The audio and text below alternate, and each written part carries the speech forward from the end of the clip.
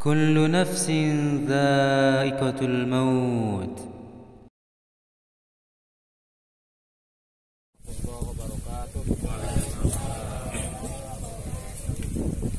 Alhamdulillah alladzi khalaqal mauta wal hayata liyabluwakum ayyukum ahsanu amala wa huwal azizul ghafur.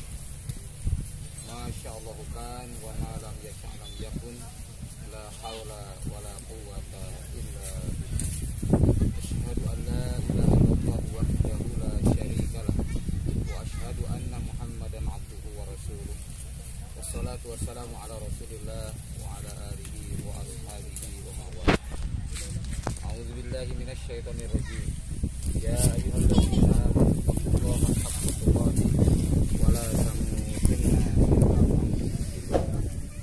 Wa qala aidan kullu nafsin dha'iqatul maut wa nabluukum bisyarri wal khairi fitnah wa ilaina turja'un. Amma ba'd.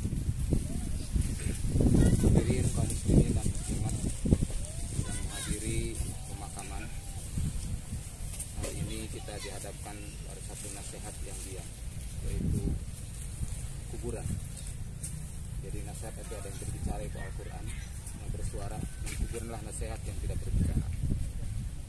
Perlu kita ketahui bahwa setiap manusia akan mengalami perjalanan 5 hari. Hari pertama adalah hari kemarin yang sudah kita lewati, yang tidak mungkin lagi terulang. Tidak mungkin lagi kita mengulang perjalanan. Tinggallah kita mengevaluasi apakah kita beramal baik atau beramal buruk.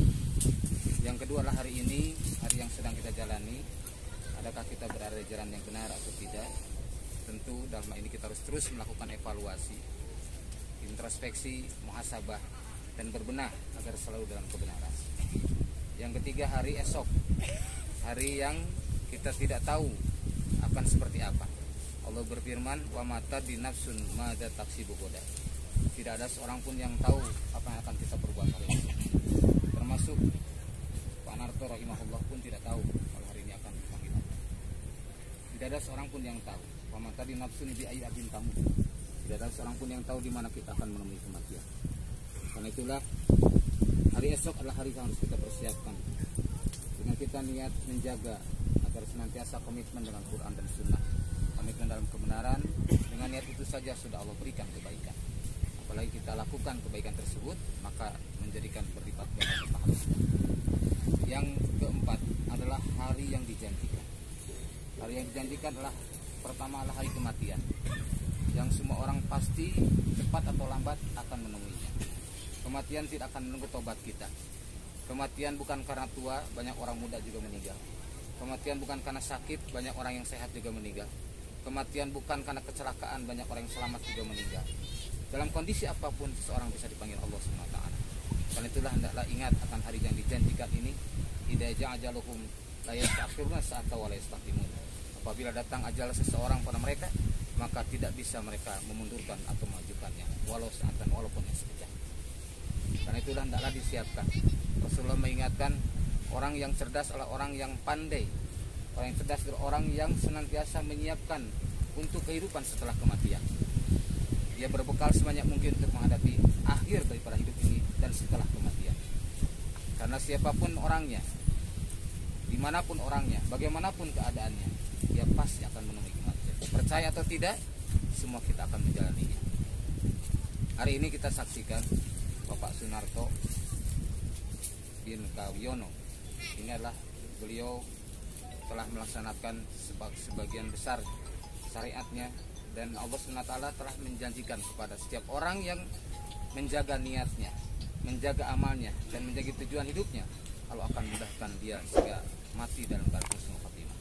Maka kita saksikan, saya juga berkenalan dengan beliau sejak tahun 90-an sampai hari ini. Dulu sering nginep di rumahnya. Saya menyaksikan, insya Allah beliau adalah orang yang saleh. Kita hanya bisa melihat secara zahir, tidak bisa kita mengira-ngira atau menduga-duga. Karena fahkum bi zawahirikum wa zahir. Secara zahir kita lihat beliau adalah orang yang baik. Dan beliau mewujudkan berjamaah tidak hanya pada sholat. Kalau tadi disampaikan oleh Bapak Imam bahwasanya beliau rajin sholat berjamaah. setahu saya beliau tidak hanya rajin sholat berjamaah, tapi juga rajin berjamaah di luar sholat. Berjamaah di luar sholat adalah hidup terpimpin dengan seorang imam seperti halnya dalam sholat. Karena itulah Rasulullah SAW memberikan penjelasan kepada kita. Demikian pula Al-Quran menjelaskan bahwa kematian manusia berbeda-beda. Ada seorang yang mati dalam keadaan kafir. Ketika dia mengingkari ayat Allah, baik sebagian atau seluruhnya, maka dia hakikatnya dia kafir dalam keadaan sebenarnya. Maka tidak boleh sedikit pun Allah mengingatkan, apa tu'minu bidal kitab apa tu'minu bidal kitab wa takfuruna bil adil. Apakah kalian iman sebagian kepada Al-Quran atau kufur sebagian? Tidak boleh satu ayat pun kita kufuri, tidak boleh satu ayat pun kita ingkari, harus atau wajib kita amalkan. Demikian pula yang kedua adalah ada orang yang dalam keadaan munafik. Dalam hal ini di Al-Quran disebutkan innal munafiqina fi darkil asfali minan nar walang tajid lahum nasira. Sesungguhnya orang munafik adalah akan berada di keraknya api neraka, dan kamu tidak akan mendapatkan seorang pun yang akan memberikan pertolongan kepada mereka. Siapakah orang munafik itu? Banyak sekali ayat dijelaskan. Di surah An-Nisa ayat 142 salah satunya, orang munafik adalah orang-orang yang wa idza qamu ila shalah qamu kusala. Apabila berdiri untuk sholat dalam keadaan malas, berat sekali untuk sholat, terutama sholat isya dan subuh. Maka hati-hati apabila kita malas untuk sholat isya dan subuh, itu pertanda hati kita termasuk orang-orang munafik. Bertobatlah kepada Allah SWT. Sekali lagi, kematian tidak akan menunggu tobat kita. Maka berlindunglah dari sifat munafik ini. Rasulullah bersabda juga, man lam yagzi walam yuhadis bihi nafsahu matala sifatin minifaq. Barang siapa yang tidak pernah berjuang di dalam Islam, atau tidak pernah punya kehendak sedikit pun, tidak ada getaran hati sedikit untuk memperjuangkan Islam, maka dia mati dalam keadaan cabang daripada munafik. Maka hendaklah kita punya kepedulian kepada Islam dan kaum muslimin agar kita terhindar dari sifat munafik.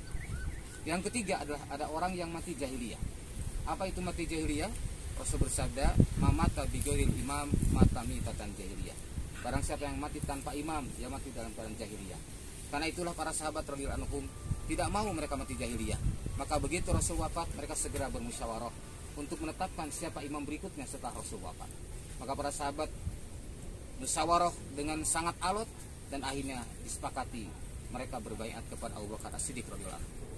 Maka ratusan ribu para sahabat berbaiat kepada beliau. Lebih dari 100 ribu berbaiat kepada Abu Bakar As-Siddiq radhiyallahu anhu secara berangsur-angsur. Dan ini kemudian dilanjutkan oleh Khalifah Umar, Utsman, Ali bin Abi Thalib, terus sampai 1924 umat Islam terpimpin. Namun setelah itu umat Islam terpecah belah hingga hari ini jadi 56 negara nasionalisme. Ini adalah satu keprihatinan kita. Maka mari kita sama-sama kembalikan syariat berjamaah dan berimamah ini, karena itu merupakan solusi untuk kembalinya umat Islam kepada kejayaan dan kemenangan. Kemudian yang keempat, ada orang yang mati dalam keadaan muslim. Allah berfirman, wala tamutunna illa wa antum muslimun. Mati dalam keadaan muslim, janganlah kamu mati kecuali dalam keadaan muslim. Imam Al-Qurtubi menjelaskan, hafidu ala islamikum, jagalah kalian dengan Islam kalian sampai akhir hayatnya. Maka pertahankan keimanan kita. Istiqomah itu memang sulit.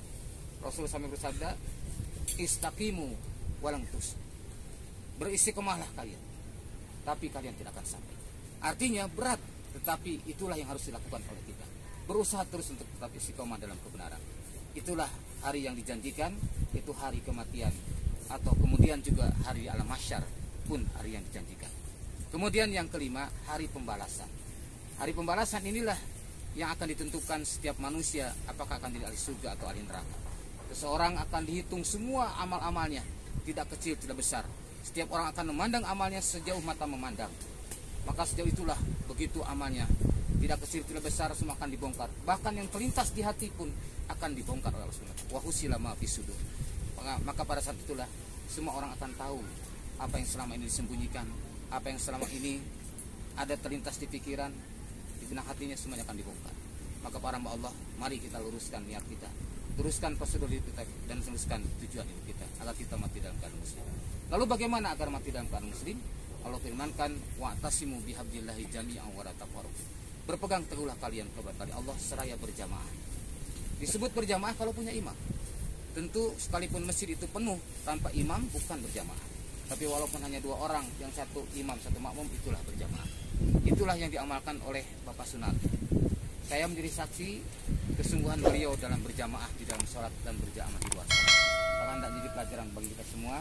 Mari kita berjamaah bukan hanya di dalam sholat yang menjadi tanda orang munafik tadi. Orang yang tidak sholat berjamaah, terutama sholat isya dan subuh, menjadi tanda beratnya bagi orang munafik memenuhi panggilan tersebut.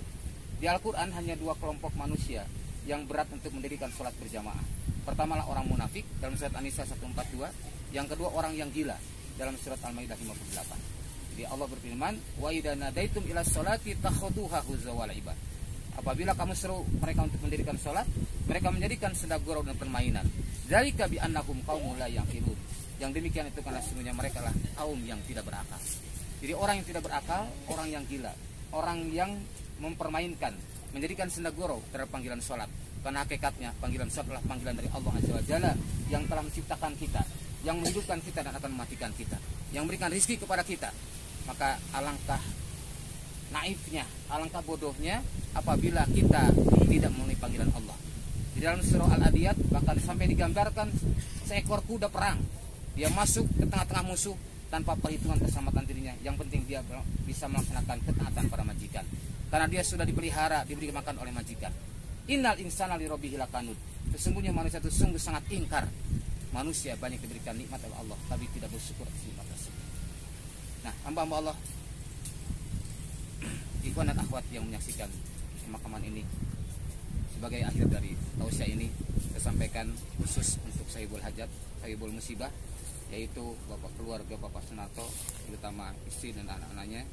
Setelah beliau dipanggil Allah, kewajiban berbakti kepada orang tua tidak berhenti, tetap dilangsungkan setelah beliau meninggal, yaitu dengan cara banyak berdoa kepada Allah SWT agar Allah mengampuni dosa-dosanya.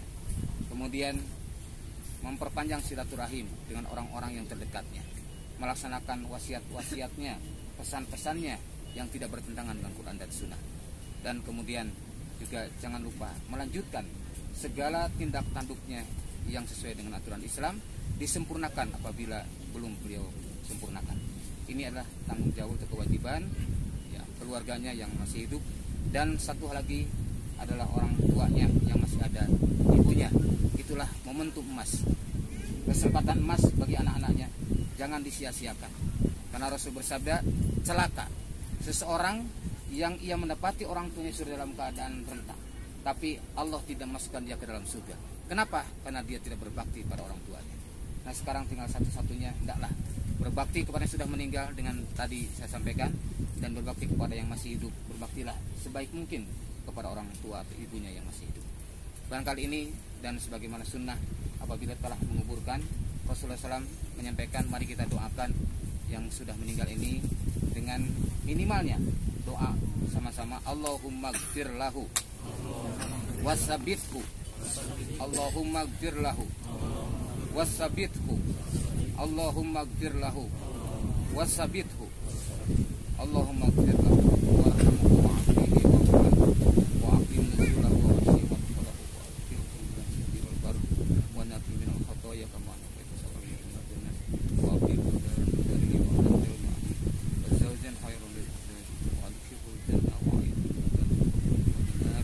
Rabbana la tu'akhidna in nasina aw akhtana Rabbana wa la tahmil alaina isran kama hamaltahu ala alladziina min qablina Rabbana wa la tuhammilna ma la taqata lana bih wa'fu anna waghfir lana warhamna anta maulana fansurna 'alal qawmil kafirin Rabbana zalamna anfusana wa illam taghfir lana wa tarhamna lanakunanna minal khasirin Rabbana hab lana min azwajina wa dhurriyyatina qurrata a'yun waj'alna lil muttaqina imama Rabbana ighfir lana wa li ikhwanina alladhina sabaquna bil iman wa la taj'al fi qulubina ghillan lil ladzina amanu Rabbana innaka ra'ufur rahim Rabbana taqabbal minna innaka sami'ud du'a wa tub 'alaina innaka antat tawwabur rahim Rabbana atina fid dunya hasanah wa fil akhirati hasanah wa qina adzabannar wa adkhilnal jannata ma'al abrar ya aziz ya ghaffar ya dzal jalali wal ikram wassalamu ala nabiyyina Muhammadin wa ala alihi wasallam walhamdulillahi rabbil alamin subhanakallahumma wa bihamdik asyhadu an la ilaha illa anta baik pada keluarganya silakan tidak buru-buru meninggalkan tempat